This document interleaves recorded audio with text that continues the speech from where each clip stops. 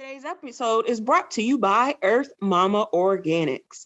Earth Mama Organics formulates products for the entire journey of motherhood, and that includes mothers who've experienced baby loss. Their Healing Hearts Baby Loss collection was created to comfort a mother through this unique form of heartbreak. A calming aromatherapy mist, a candle to provide light when life feels dark, and seeds to plant when the time feels right. Listeners can save 20% on this Healing Hearts Baby Loss collection at earthmama.com now with the code Sisters in Loss. That is earthmama.com with code Sisters in Loss.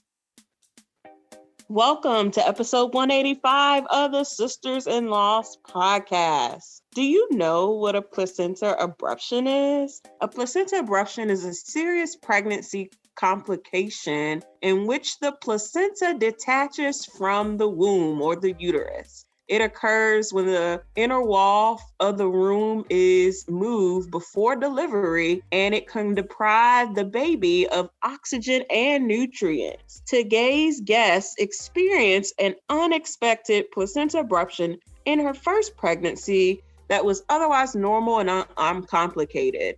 The abruption led to her baby boy being born sleeping at 37 weeks and 6 days gestation. Chassis Hawkins-Younger shares in our Surviving Pregnancy Loss series how she survived her stillbirth due to placenta abruption, her rainbow and golden baby pregnancies, and how she honors her son Anthony all year long. This episode is for you to listen to if you've ever experienced a stillbirth, placenta abruption, or have had a pregnancy after loss. This episode is for you to listen to gain ideas on how to honor your angel all year long. Here is Chassis Hawkins-Younger. Welcome to the Surviving Pregnancy Loss series. I'm your host, Erica M. McAfee, and I'm excited to introduce today's guest. So please introduce yourself, share a little bit about yourself and what you do. Okay, so hello, my name is Chassis. Let's see a little bit about me. Oh my goodness. I am 30. I am a Washington, D.C. native. I've been living in the D.C. area my entire life. Currently, to date, I am a personal chef. I've been cooking professionally for 10 years, but personal chefing it for 5 years now. So that's essentially my love, my passion, my everything. I am also a mom to 4 total, 3 living, 1 solely in my heart. And let's see, what else? I'm married. Been married for almost 8 years now. And I read, I cook, repeat, mom, wife, repeat. Repeat. Repeat. We all do, which is so funny. I just finished cooking. I just finished eating. It's Sunday dinner. We know we got the verses tonight. I was like, I'm gonna get my little wine. Yes, I am pumped for this verses. Oh my gosh, yeah, Auntie Patty, they gave us commercials with the Patty pie and the vanilla pudding. I'm just like, oh girl, we gonna be in for a treat tonight. It's gonna be all the way live. It's gonna be live. So, oh, that's so awesome. We're gonna have to connect after this because I'm in the DMV too. So, oh, cool. So, take us back on your journey to motherhood and share with us your lost story. Okay, so, I got pregnant with my first son, Anthony, shortly after my husband and I got married. The original plan was to wait a little while and, enjoy the whole honeymoon phase of being married and then start a family. Anthony came quicker than we expected. He was our first altogether and ultimately our first son. And the pregnancy overall was essentially pretty normal, pretty typical. I didn't really know what to expect. The first trimester was a little rocky, but after the first month or two, he treated me well. I was like, oh, thank you so much. Second trimester, everything was great. The third trimester, I started to get tired, but overall, my blood pressure was normal. where my feet would swell. But it would go down in the, so like overall, like my eating, my fitness, everything, my medical stats, I guess, were pretty normal. We got to 37 weeks and 6 days together. He was due February 23rd, and he was stillborn on February 8th, 2014. So I remember that morning, the night before, my husband and I had went to my birthday party. Then we came back home, and the morning of, on the 8th, I woke up, rushing to the bathroom, being in the 3rd trimester, gave him a little good morning. He gave me a little kickback. I finished, went about my morning, and a couple hours later, I started to feel what I thought were contractions. The pain would stop and go, and I was like, oh my goodness, this is it, like I'm freaking out. Let's just go. What do we do? Where's my bag? I don't know. Do I stay in here? Do I go to the car? What is going on? And the pain would stop and go and stop and go, and then it was just continuous. It didn't stop at all anymore, and I was just like, I don't know what to do. I feel like something's wrong. I was like, well, let's just go. I was like, okay, so we get in the car, we called both of our moms, we headed to the hospital straight away. We didn't live far from the hospital, so it took maybe 20, 25 minutes. They admitted us, they wheeled us in, both of our moms were there. Wheeled me into the wheelchair in the room and went through the whole sonogram thing, laying on the bed, putting things on your belly. And the tech, I remember the tech, she's looking at the screen.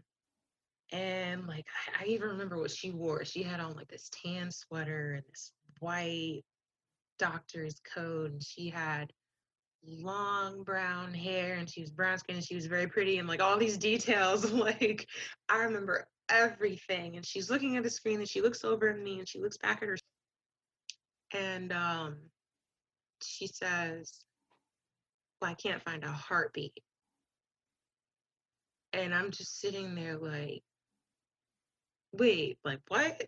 Like, I'm not fully processing it, because you just kicked like not too long ago. Like it hasn't been like half of a day yet. It's only been like a couple of hours. So she goes and gets somebody else. And another then verifies, well, I'm sorry, like, there is no heartbeat. We can't find. And my entire stomach just dropped, and I just froze, and then just like busted out crying, and all I could say was, my baby, like, my baby, my baby. And from then it moved super fast. They called my OB. They had a midwife come in. They had another doctor come in and assess the situation. And then my OB came in, and she was talking to me, and she was like, okay, well, we're going to have to do an emergency C-section. Since there's no heartbeat, we have to get him out as soon as possible. I know you were planning on natural, but we have to get him out. We don't know what it looks like in there, so we have to get him out. And I'm just like, my baby, that's all. Like, I was just stuck there. And the midwife came up to me, and she was so comforting, and she was like, we have to do this. It's going to be okay. We're going to put you to sleep, and we're going to take your baby out, and we're going to assess the situation, and I need you to breathe. I need you to breathe, because I like literally wasn't breathing at all. And from they wheeled me into the operating room. I remember them putting the oxygen and everything in my nose. And I actually remember on my way to going under, it happened so fast. And I woke up being in a lot of pain in this room, laying flat on my back, having a doctor come in, having my husband come in to say that I had to have multiple blood transfusions because I had lost so much blood. That I almost didn't make it on that table because of how much blood that I lost. And I'm laying there still very much drugged up. So I'm kind of taking it all in strides, and it's just kind of like washing over me, but not fully sinking in because of all the medicine and everything that they had put into my system. So the nurse goes, well, would you like to see your baby? And I'm just laying there and like nodding yes. And they bring him in and he's wrapped in this little white blanket. And they covered him completely. So all I really saw were his eyebrows and his hair. I didn't fully get to see his face. And when I left the hospital, I realized that, and I actually was like so angry with myself. And my husband was like, well, you were kind of out of it. And it happened so fast, and you held him and I held him. And then she was like, okay, we're going to take him now, since you're not planning on doing a burial or anything like that, would you like to donate his body to science? And at that point I was just like, sure, his soul's not here, but I can't physically put him in the ground, like that will break me. I was in the hospital for just about all of February because my kidneys shut down. So at the age of 23, not only did I lose my son, but I lost kidney function in both for almost 4 weeks.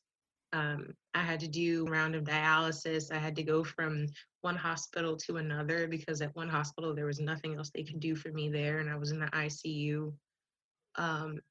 Dialysis jump-started my kidneys up, and a couple weeks after that, and I think that's when it all hit me, because going from losing him to having to deal with my own health, just all so at one time, and so many people coming in and out of my room, and me not physically being able to move, and my body swelled up with it because it wasn't, like I had so much protein in my urine and my kidneys weren't working properly. And it was just so much to process. But getting in that car is when everything just broke. And like my mom and my husband had to actually like physically like try to like talk to me like over my cries to calm down, because I was done. I was completely done. I remember being so depressed and so angry, and so sad and so heartbroken and so guilty. What did I do? Like I thought I did everything right. Isn't this, what essentially we're here for, to bring forth life? And I couldn't even do that right. So I hated my body for a long time that year. We got pregnant with Terrence the same year, I think in June or July of 2014. And even though I was still angry with God, I was like, okay, I'm gonna talk to you, because if I don't talk to you, I'm going to go completely nuts. And I've got to send baby some good juju, some good vibes. I got to send him some peace and not stress and anxiety. I don't think I've ever talked to God so much in my entire life, in between like summer of 2014 and 15 till Terrence actually was born healthy and alive and like, okay. It's like, I don't like you right now, but it's like you left me here for some purpose. Whatever purpose it is, you left me here. I'm still here, so I guess I'm gonna try just for this baby. I don't really care about anything else in the world, can go suck an egg, but I'm gonna try for this baby. So yeah, that was a wild ride. Yeah, wow. And then you went on to have 2 more babies. So Yeah. I can imagine how you had to have this mind-body connection, mind-body spiritual connection with God as you went through 2 subsequent pregnancies after your rainbow for your golden babies to get here. So share with us how those subsequent pregnancies after loss were. Well, with Terrence, I was scared, but I had to fight past the fear. And honestly, I think I Netflixed, I prayed, and I read my Bible, and then I ate, and then I did more of that. I had to remind myself that that like I had to actually like say out loud, he's gonna be okay. Like he's going to be okay. And after Anthony's passing, I was technically deemed high risk since I had the placental abruption, stage 4. So they were taking extra care and having me come in for extra sonograms and having me do non-stress tests and monitoring the heartbeat. And the closer it got to his due date, the more frequently I went, which also gave me... Today's episode is brought to you by Earth Mama Organics. Earth Mama Organics formulates products for the entire journey of motherhood, and that includes comfort for mothers who've experienced the heartbreaking pain of baby loss. As Robert Frost once wisely said, the best way out is through. Their Healing Hearts Baby Loss collection was created to help comfort a mother through this unique form of grief with a calming aromatherapy mist, a candle to provide light when life feels dark, and forget-me-not seeds to plant when the time feels right. It is Earth Mama's sincere wish with these offerings help bring love and healing during this time of great loss and help mamas hold space to express some of that grief. If listeners feel called, they can save 20% on this collection at earthmama.com with the code Sisters in Loss. That is earthmama.com with code Sisters in Loss.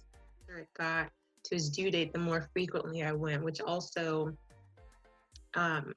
gave me some sort of comfort because I felt like, okay, you know, before nobody caught that.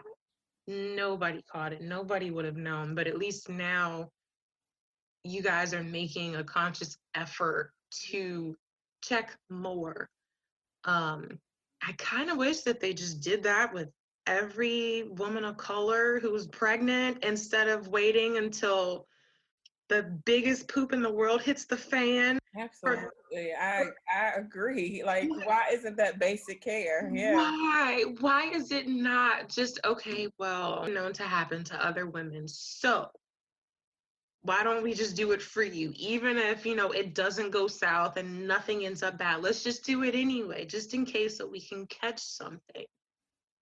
I got pregnant with Maya 2 years after Terrence was born.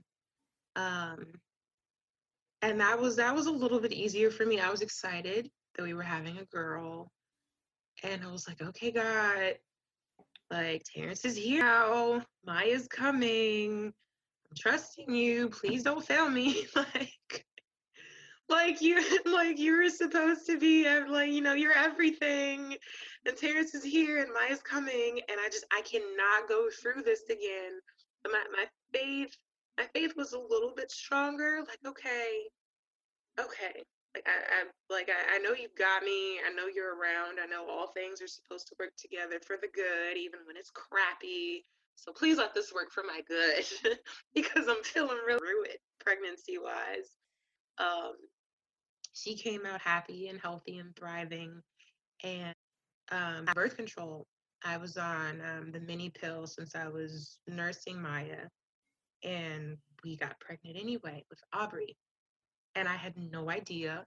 I went there to get my knee checked out because I had heard it, and they went through all the motions, and they did the urine test, and the nurse comes in and she goes, "Oh, Mrs. Younger, we can't do an x-ray on your knee." Pause for effect. She actually paused for effect, and she smiled at me and she says, "Your test came back and you're pregnant, so you need to see your OB as soon as possible. Congratulations." Like that. It's just like that. And I'm just sitting there, really? Like, really, God? Okay, just like, I'm taking birth control, even though, you know, there's always that 0.9%, you know? So with the way my life has gone, naturally, I would be in that 0.9%. That is like, okay, God, you're just gonna go around modern medicine and be like, here's another one, you know, here's another little love. And I like to look at it like Anthony is like up there, and he sees how much we love Terrence and how much we love Maya, and he's just like, come on, just give him one more, just give him four. Let's just even it out, like 2 boys, 2 girls, and then let's call it a day. Aubrey's pregnancy was a pain in the first trimester, and then it got better. And the specialist that I was seeing, after reading my file, she was kind of on pins and needles, but then she was just very careful and, okay, you're going to come in this day, and then you're going to come in this day, and let's just plan out your appointments. And I'm like, okay. Aubrey came quicker than expected because a month and a half or so before she was due, I went in for an appointment, and then I went in the following week, and my fluid level had dropped significantly. So they admitted me to the hospital. And they said, well, if your fluid level increases, we'll see how things go, maybe let you go home. If it decreases, you're going to have this baby. And I was like, okay. The next day, happened to be my birthday, and they gave me 3 bags. 3 a night, my fluid decreased even lower. So the nurse walks in and she's like, well, happy birthday. Looks like you're going to have a baby. And I was just like, okay. Just get her out, just do whatever it is that you have to do. But I felt so bad because I was like, we lost Anthony, and Terrence came out fine, and Maya came out fine, but why is it on the 4th one again, that these issues are arising? Fortunately, you're catching them, but it just made me feel like, what am I doing wrong? My body, what's going on with you? Why can't you do it consecutively, correctly, the right way? Or why can't they catch it before anything happens consecutively? Aubrey was born. We share a birthday. She is technically classified premature, but she does not look it at all. She's a nice chunky little toddler now that she's 1. It was very hard. My faith, I think, over the past 6 years, Anthony would have been 6 this year, it's gone up and down. I have my issues, but overall, I am just very thankful in the midst of everything. Just so thankful. Yes. So share with us how you have been doing throughout this pandemic. So we've all been home together since March. All of us were at home together, and then my husband went back to work in June. Um, it's been wonderful, and it's made me a little mentally claustrophobic because there's not a lot of space, and I can't really run from you because we're supposed to stay inside. It also made me assess priorities, because pre-COVID, we were working to provide for the family and for the children, and now with COVID, it made me realize, okay, like work, I have to kind of put that to the side and like decrease my urge to just keep working, to just keep doing all the time, and focus on these 3 little people that are currently here, because I will not get this time back. I will not get to see them be 5, 3, and 1 again. Like the years pass by so quickly, and there's kindergarten and preschool and toddler la la land, and I stop and just like soak it in, and then I'm like, okay, that's enough. I'm gonna go do something upstairs. Go away, like balance. Um, it's definitely been a lot. It does wonders for my emotions, both good and bad. Some days are better than others. Every milestone that they have is bittersweet. And during the pandemic, I get to see a lot of it more and get to actually witness every little thing that they've accomplished, every little thing that I love about them, and the stuff I don't like, but I'm just like, okay, whatever, that's fine. But it's all so bittersweet because everything that they do and everything that they accomplish is something that he will have never done. Yeah, absolutely. Absolutely. So October is Pregnancy and Infant Loss Awareness Month. What do you do to honor or memorialize your son Anthony every year or during the month of October? So there's an annual service of remembrance that Washington Hospital Center has. Unfortunately, they're not doing it this year, but we've been going since 2014 to participate. They have a beautiful service. They have a luncheon afterwards. They have roses that they give to every family for every baby that you get to plant in their butterfly garden. They have a butterfly release. They read everyone's names. That's been very healing for us. Um, Throughout the year, I try to, I don't write as much as I used to, but right after he passed and while I was pregnant with Terrence, even after Terrence was born, I wrote him letters, sometimes 5 and 6 times a day in a journal. Most of them are tear stained, but it helped me. It was therapeutic because I didn't want to talk to anybody. Nobody got it. Nobody would understand. I'm like, unless you've gone through it, what's the point of us talking? All you can give me is empathy, and I don't want empathy. I want that boy back, So I talk to him and I write him letters. Um, Terrence is old enough to unfortunately realize the absence, but fortunately remember that he has a brother. So he talks about him often. On his birthday every year, we try to go out to dinner. We have like t-shirts made with his name on them, and we'll just like go as a family and just try to have a good time and enjoy ourselves and like talk about him and think about him. His nursery theme would have been Charlie Brown and the whole Peanuts gang. So everything, like, if I could, I'd probably do my whole Christmas tree Charlie Brown, but I won't let my family suffer. I have Charlie Brown shoes. I have like Charlie Brown and Snoopy and Lucy ornaments. Like everything that I see that's Peanuts related, I'm like, I gotta buy it. This is for him. I'm just gonna do it. I don't care how much money it is. I'm gonna go.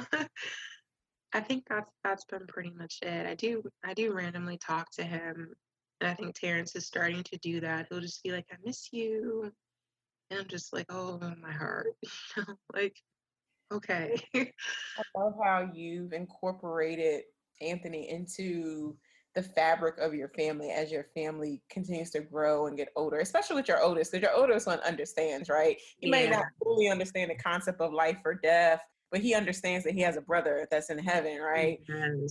And I love that you have done that. And yeah, y'all go out, y'all wear shirts. Oh, Yes. I love it.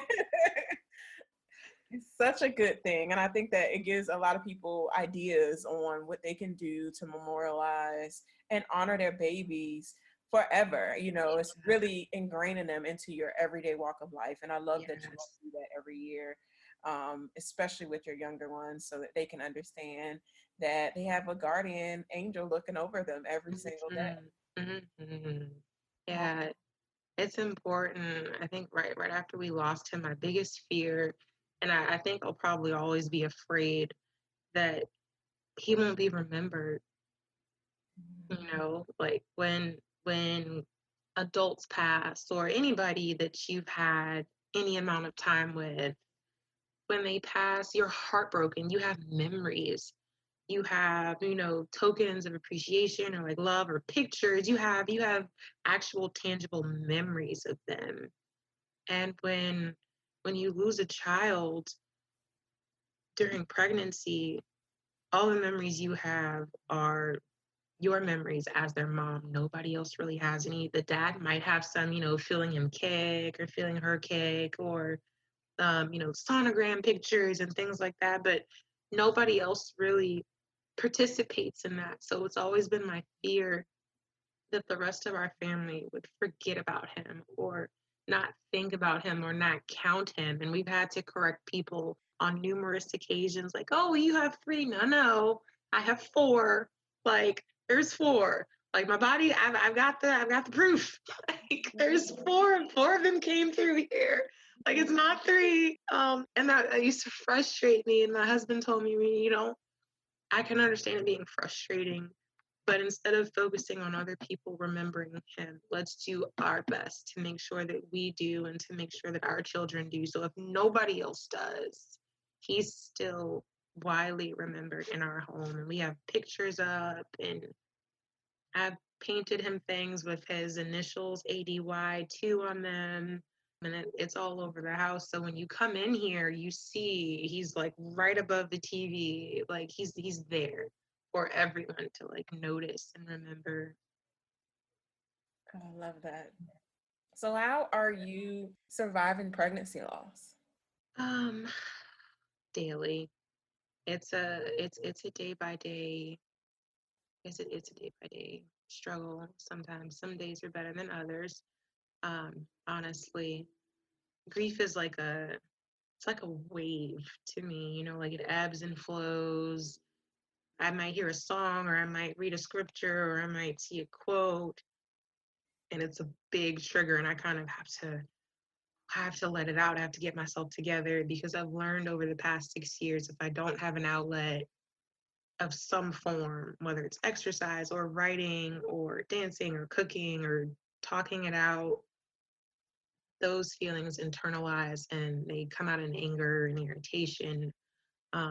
So I have to remind myself daily, you know, okay, I have to like check in, like, how am I feeling today? Do I feel like being bothered?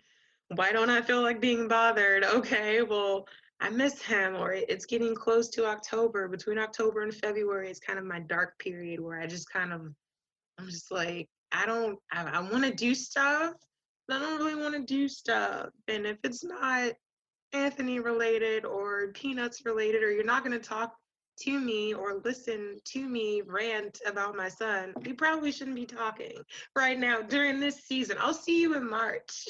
Like, yeah, it's daily. It's gotten better, but then some days I still feel the same exact way that I felt in 2014 on February 8th. And it's okay to feel that way. It's okay to sit in my emotions. It's okay to cry. It's okay to be angry. It's okay to weep. It's okay to grieve. I'm going to miss him my entire life. But then after I feel that way, I'm still reminded of everything that God has done. So I'm thankful.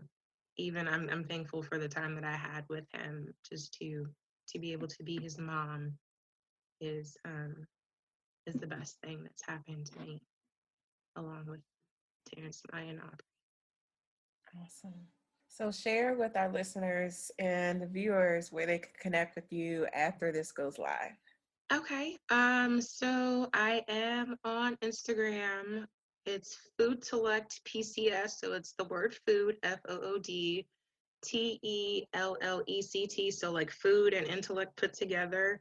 I'm on there under my business, Foodtellect Personal Chef Service. You can find me there. Or you can find me on Facebook just under my name, Chassis Hawkins-Younger. Awesome. Thank you so much, Chassis, for sharing your story and your light with us. It's been a pleasure. Thank you. It's been a pleasure as well. Thank you so much for listening to today's episode. There are so many ways to connect with the Sisters in Loss community. Join our monthly support group, our Sisters in Loss Healing Collective at sistersinlosshealing.com. Join our free Facebook group at sistersinloss.com/community, or text sisters to 797979 to download your free Journal to Healing ebook. That is sisters to 797979 to download your free Journal to Healing ebook.